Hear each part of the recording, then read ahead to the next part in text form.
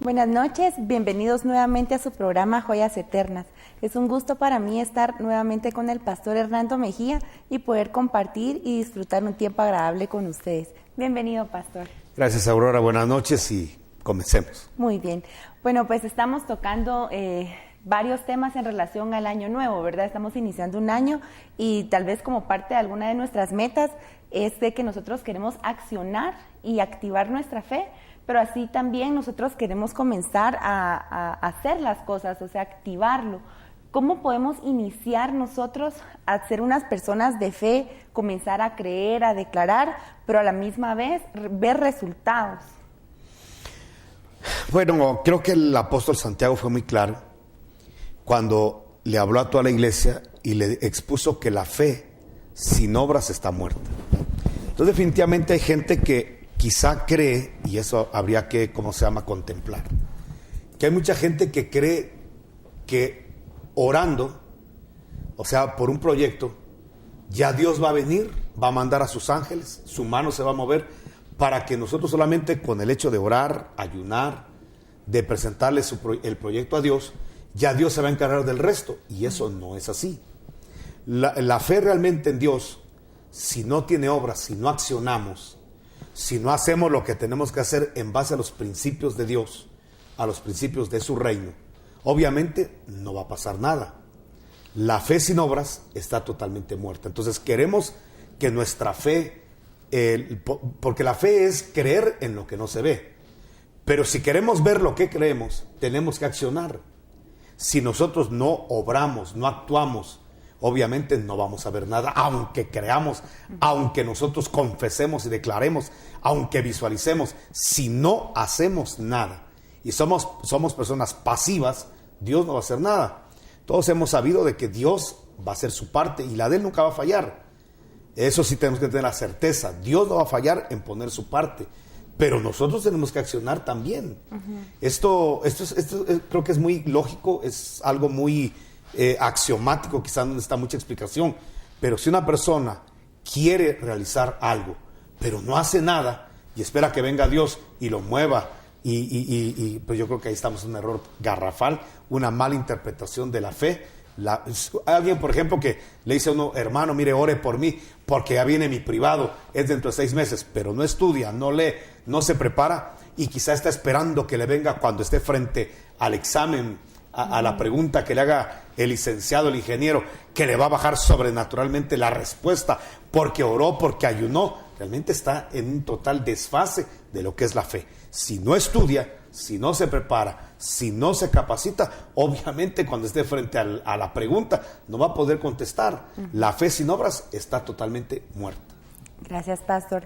En relación a la fe, muchas veces, como estábamos comentando ahorita, queremos activar nuestra fe, y una forma de activar la fe es comenzar a realizar lo que nosotros hemos propuesto, ¿verdad? Lo que nosotros deseamos en nuestro corazón, pero muchas veces también nos equivocamos y cometemos imprudencias.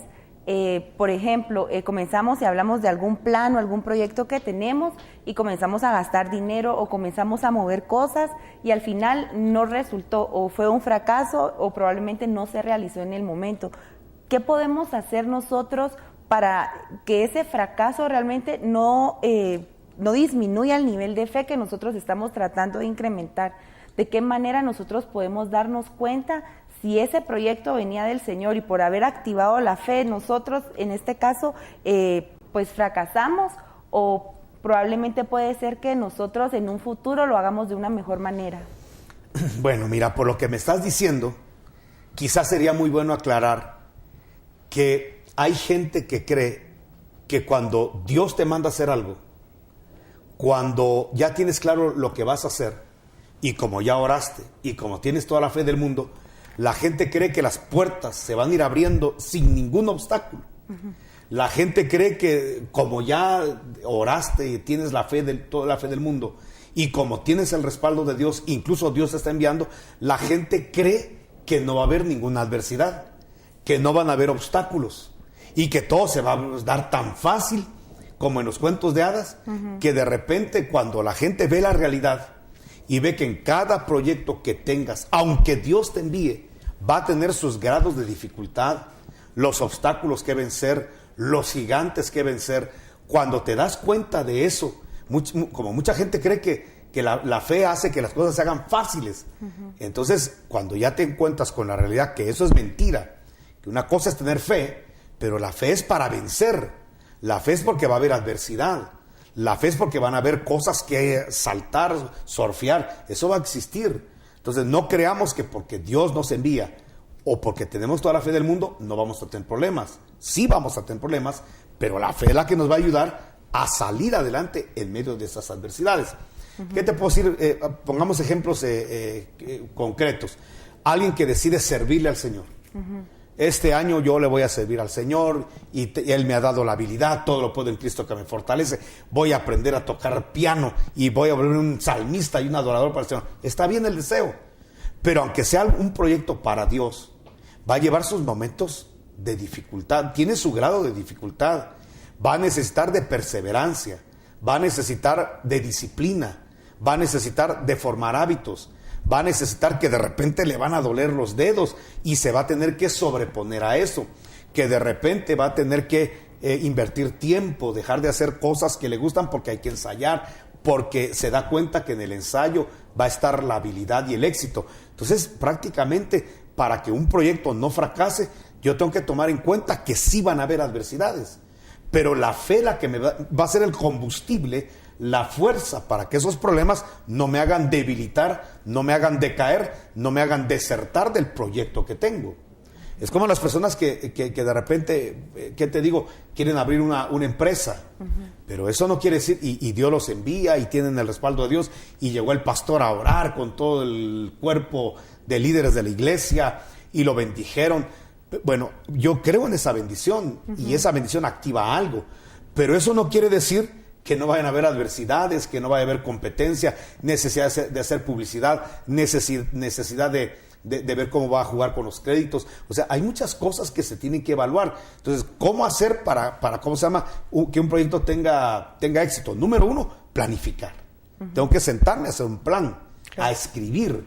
Habacuc capítulo 2 dice que toda visión tenemos que escribirla, porque de ahí es muy fácil que los problemas nos desorienten del proyecto que tenemos, o nos hagan desertar, o nos hagan olvidar ciertos propósitos. Entonces lo importante es escribir cuál es mi visión y escribirla, y entonces caminar en base a esa visión y tratar de que nada me pueda desviar de esa visión. Entonces yo creo que, mira, todo es viable en Dios. En Dios todo es posible. Pero si nuestra fe no lleva las obras, y las obras de sabiduría, las obras de ciencia, el proyecto puede ser muy bueno, pero puede llevar a un gran fracaso, porque la fe tiene que ser complementada con las obras. Pero esas obras no tienen que ser obras, ¿qué te digo?, alocadas, impulsivas, sino que tiene que tener un plan. Debe haber cada paso que se da tiene que tener un propósito, una razón de ser. Entonces, para que un proyecto se lleve a cabo, y te repito, en Dios todos los proyectos que nos propongamos lo podemos lograr, pero tenemos, aparte de la fe, que tener obras y obras de sabiduría, obras prudentes. Gracias, pastor. En relación a cómo nosotros podemos, hay distractores o hay algunas, como cuestiones que vienen a nuestras vidas y nuestra fe comienza a debilitarse, ¿verdad? Entonces, a veces comenzamos con una fe muy alta y tenemos la fe para hacer proyectos multimillonarios en cualquier ámbito, ¿verdad? O sea, en un ámbito espiritual, proyectos grandes, proyectos personales, pero poco a poco esos proyectos probablemente no se llevan a cabo. Y hay un momento en el que uno dice, bueno, ya no tengo fe y lo voy a hacer con mis propias fuerzas, ¿verdad? ¿Cómo podemos nosotros volver a retomar fuerza y volver a creer que eso se puede lograr? Bueno, mira, yo siento, por lo que la Biblia dice, que para realizar un proyecto no necesitamos tener mucha fe. Quizás ese es un mal concepto que tiene la gente. La gente cree que como este proyecto es grande, vamos a necesitar de mucha fe, hermanos. No es cierto. Jesús dijo que una fe del tamaño del grano de una mostaza era tan poderosa para poder mover montañas. Entonces, ese concepto de que necesitamos mucha fe, y entonces, hermanos, mire, super mega hiperayunemos unos 10 años para que nuestra fe crezca, a ver qué hacemos, es mentira. Ese es un concepto que no es bíblico.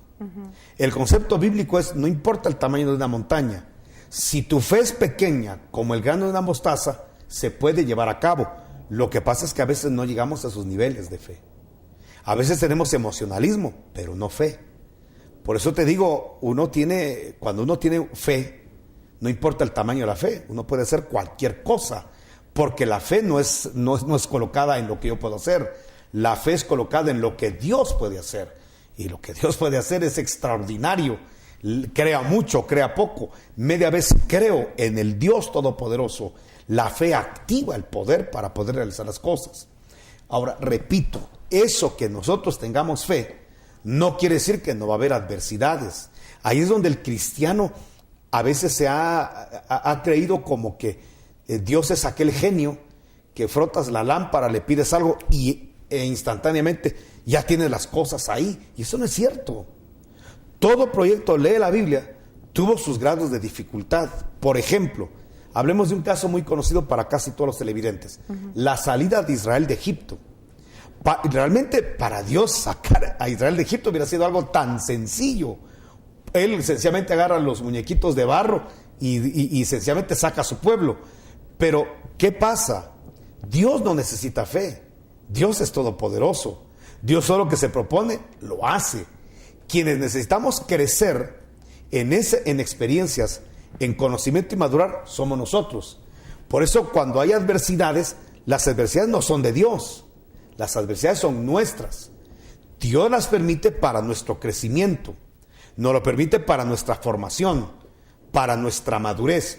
Entonces, ¿qué pasa? Un proyecto que podía llevarse una mínima cantidad de tiempo, Dios comienza, imagínate cómo comienza.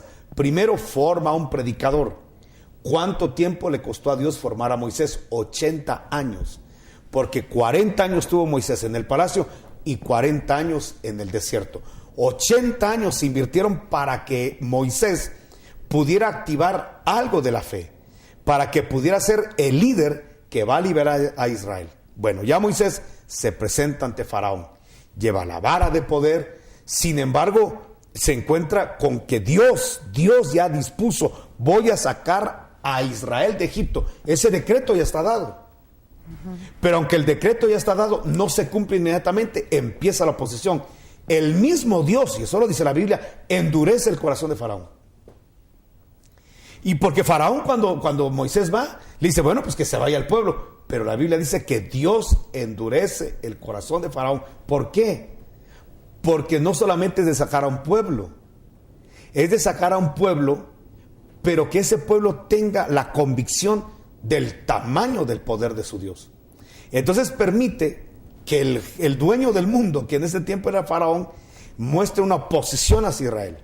Entonces Dios desata 10 plagas a propósito para que en medio de esas 10 adversidades Israel conozca el poder ilimitado de Dios y que el pueblo de Israel empiece a madurar y a crecer en la fe, crecer en la experiencia, crecer en la madurez y en todo lo que tenemos que crecer como seres humanos. Pero nota, Dios no creció, quien creció fue Israel, o debió de haber crecido.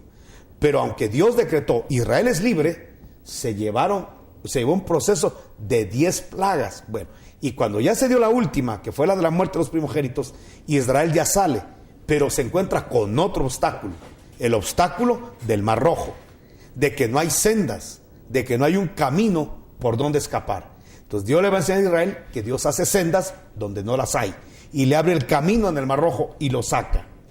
Pero cuando Israel llega entonces al desierto, no se encontró inmediatamente con Canaán, sino que tenía que tener una travesía para poder llegar a Canaán. Y esa travesía era, una vez más, tener problemas y adversidades. Llegan a un momento en que no hay agua potable y todo el mundo necesita de agua, están en el desierto. Bueno, Dios les pone una sombrilla que fue su columna de nube, pero una nube.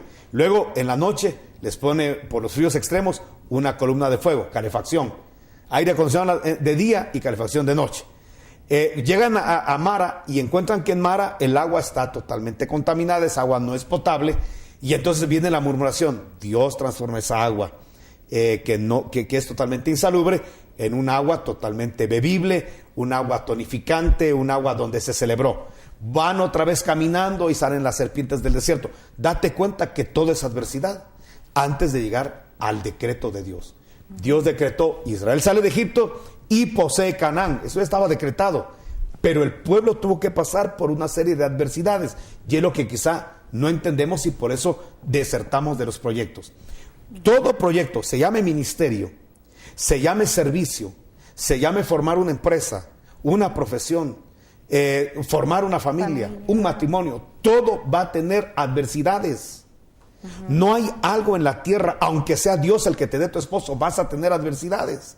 Aunque sea Dios el que da los hijos, de todos modos van a haber adversidades. Aunque sea Dios el que llama a un hombre para que sea al frente de una congregación, también van a haber adversidades. Dios te mete para que tengas tu empresa, también vas a tener adversidades. Todo proyecto que nosotros tengamos va a tener adversidades.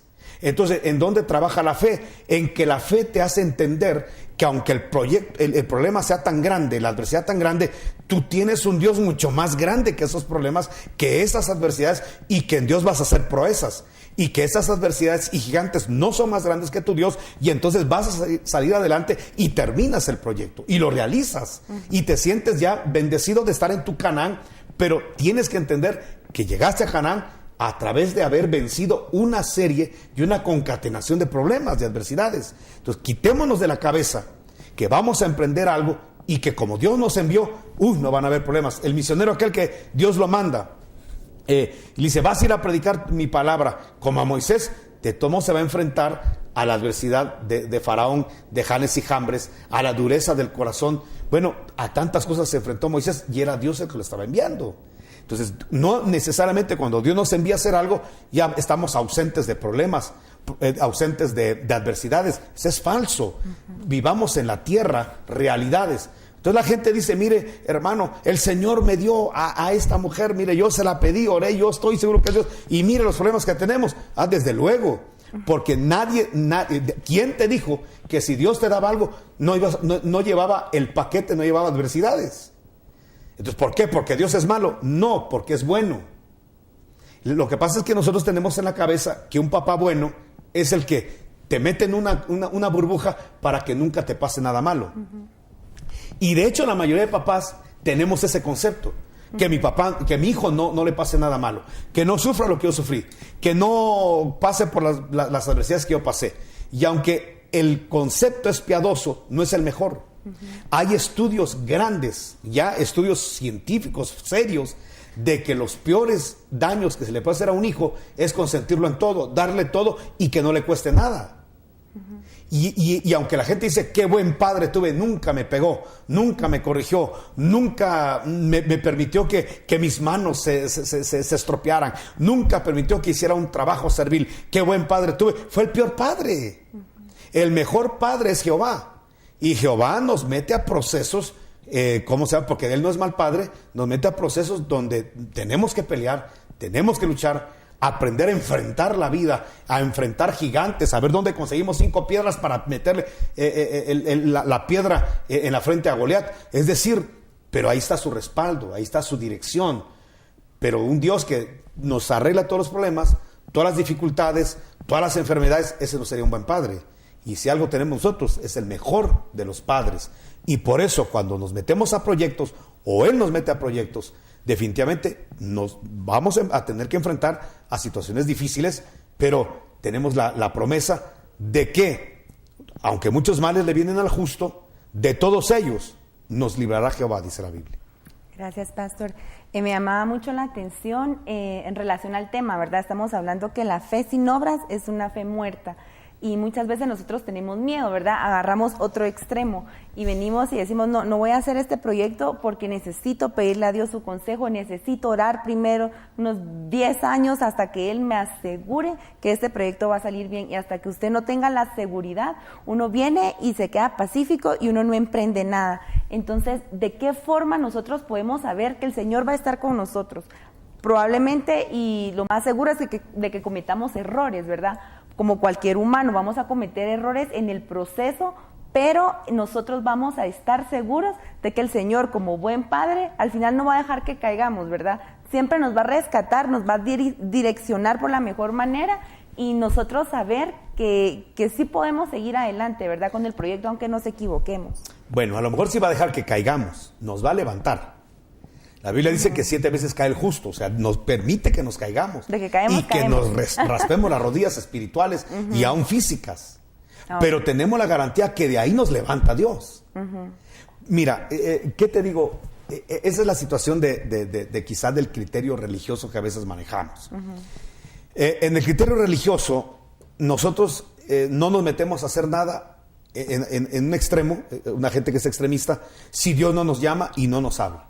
Entonces yo conocí a un jovencito que de repente un día dio una enseñanza tan ridícula. Dice, usted no se levante de su cama hasta que Dios se lo diga. Y no se va ni a lavar la boca hasta que Dios se lo diga. Porque tenemos que ser dirigidos en todo por el Espíritu Santo. Eso realmente, aunque el concepto parece piadoso, no es lo que la Biblia habla. En la Biblia Dios nos dejó libre albedrío y nos dejó capacidades y dones para que nosotros emprendamos. No para que estemos pasivos, sentados, esperando una voz estereofónica del cielo que nos diga, ahora hijo, levántate de la cama porque ya es la hora de levantarte.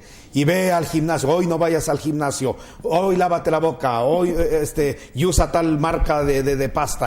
O sea, eso es algo totalmente ridículo. ¿Para qué nos deja Dios inteligencia si al final somos robots que nos tienen que programar? No. Él nos dejó a nosotros solamente lineamientos y principios para que nosotros activemos. Te voy a poner un ejemplo muy claro que encuentras en la Biblia. El Señor dejó una orden, id y predicad el evangelio a toda criatura.